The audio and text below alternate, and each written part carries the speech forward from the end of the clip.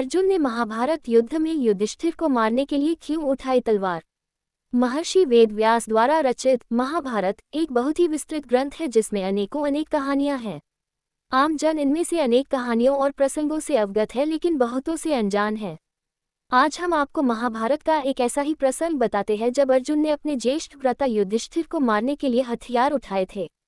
आइए जानते हैं आखिर अर्जुन ने ऐसा क्यों किया और इसका परिणाम क्या निकला। महाभारत काल की यह कथा हमें वह समय याद कराती है जब कुरुक्षेत्र युद्ध चल रहा था। ये युद्ध का 17वां दिन था और राजकुमार युधिष्ठिर तथा कर्ण के बीच युद्ध हो रहा था। सभी को इस युद्ध से बेहद उम्मीदें थीं कि तभी शस्त्र विद्या में माहिर रहे कर्ण ने युधिष्ठिर पर एक जोरदार वार किया। एक के बाद एक करके कर्ण के सभी वार युधिष्ठिर पर भारी पड़ते गए और वह बुरी तरह से घायल हो गया। अब कर्ण के पास एक मौका था कि वह युधिष्ठिर को मारकर पांडवों की नींव हिलाकर रख दे, लेकिन उसने यह मौका हाथ से जाने दिया। आखिर क्यों? कर्ण ने युधिष्ठिर पर सिर्फ इसलिए वार नहीं किया क्योंकि उसने पांडवों की माता कुंती को यह वचन दिया था कि चाहे कुछ भी हो जाए वह उनके किसी भी पुत्र को जान से नहीं मारेगा। और यही कारण था कि ना चाहते हुए भी कर्ण ने युधिष्ठिर को जीवित ही जाने दिया।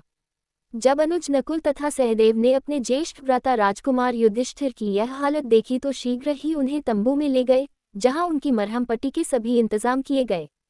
जब तीनों भाई तंबू में थे तो बाकी दो भाई अर्जुन तथा भीम अभी भी युद्ध में शत्रुओं की सेना से संघर्ष कर रहे थे।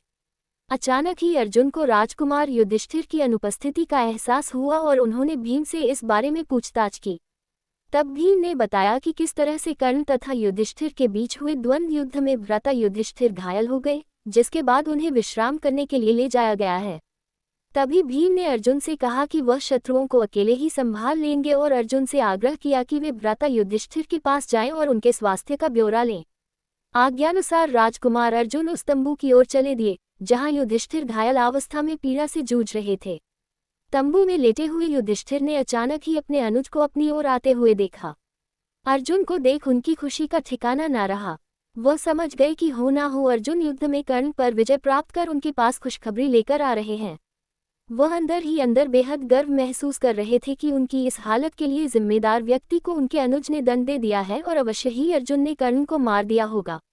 लेकिन युधिष्ठिर सत्य से अनजान थे। तंबू में प्रवेश करते ही अर्जुन ने ज्येष्ठ भ्राता को प्रणाम किया और उनसे उनके स्वास्थ्य के बारे में पूछा। लेकिन इससे ज्यादा तो युधिष्ठिर इस बात को सुनने के लिए ज्यादा उत्तेजित हो रहे थे कि अर्जुन ने कर्ण को मारा या नहीं।